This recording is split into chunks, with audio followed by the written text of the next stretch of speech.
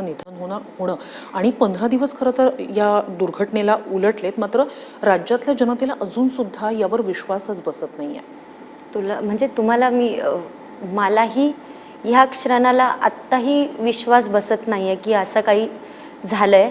आता एवढे दिवस उलटून गेलेत, पण म्हणजे अख्ख्या महाराष्ट्रासाठी ही धक्कादायक गोष्ट आहे. आणि जसं मला पहिल्यांदा कळलं की असं काहीतरी असं झालंय, मला आईने सांगितलं. सकाळी मी उठले होते, म्हटलं हे काय, मी आईला काय बोलतेय, आई तू खरं बोलतेय का, हे फेक असणार आहे, हे खरं नाहीये. मी आईला असं बोलले. पण ज्यावेळेस मी स्वतः पाहिलं, माझी झोप उडाली. म्हणजे एकदम शॉकिंग न्यूज होती. आणि कसं झालं हे डेंजर होतं सगळं. पण एक मी सांगेल की दादांनी खूप एवढं छान मन लावून काम केलंय सगळ्यांचं. आणि ते मी दादांच्या बाबतीत ऐकलंय की सकाळी लवकर उठून ते कामाला महत्त्व देत होते. आणि त्यांनी एवढं अख्ख्या महाराष्ट्राच्या मनावर राज्य केलंय. तर सगळ्यांसाठी ही शॉकिंग न्यूज आहे. आणि मी स्वतः म्हणाल की असा नेता होणं नाही, आणि त्यांची जागा कोणीच घेऊ शकत नाही, अजिबात नाही.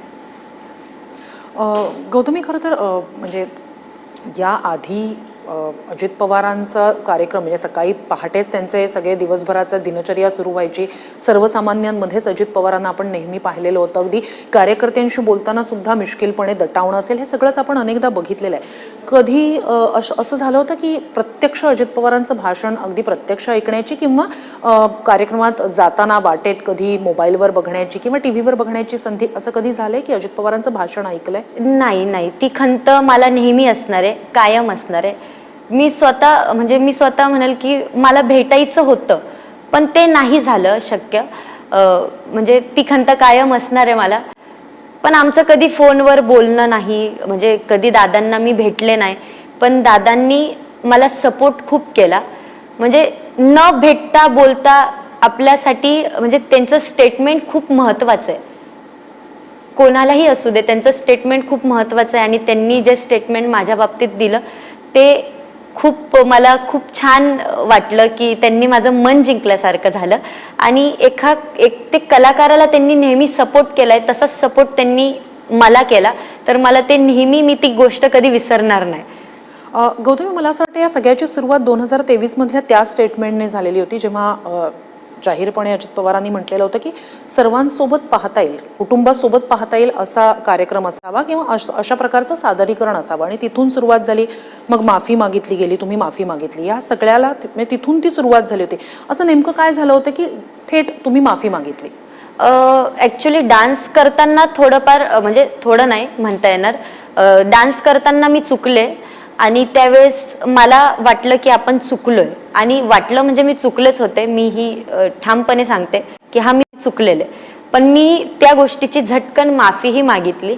आणि तो दिवस, त्यानंतरचा आत्ताचा दिवस, मी एकदम बदलून गेले. आणि त्यानंतर मला नाही वाटत की मी काही चुकीचं केलं असणार आहे. माझं नेहमी लावणी करताना पायात घुंगरू असतात, आंबाळा बांधलेला असतो, सगळं एकदम छान असतं आत्ताचा कार्यक्रम. आणि तेव्हापासून तर आत्तापर्यंत मी काही चूक नाही केली.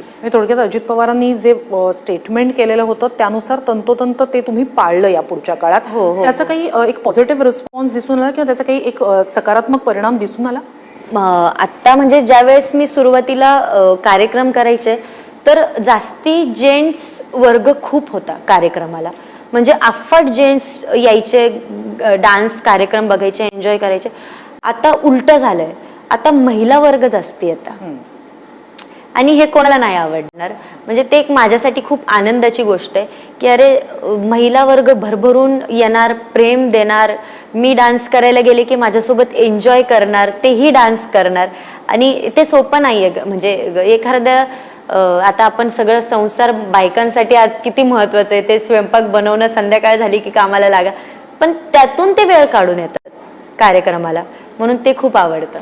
पण मग असं नाही वाटलं की हा सकारात्मक परिणाम दिसून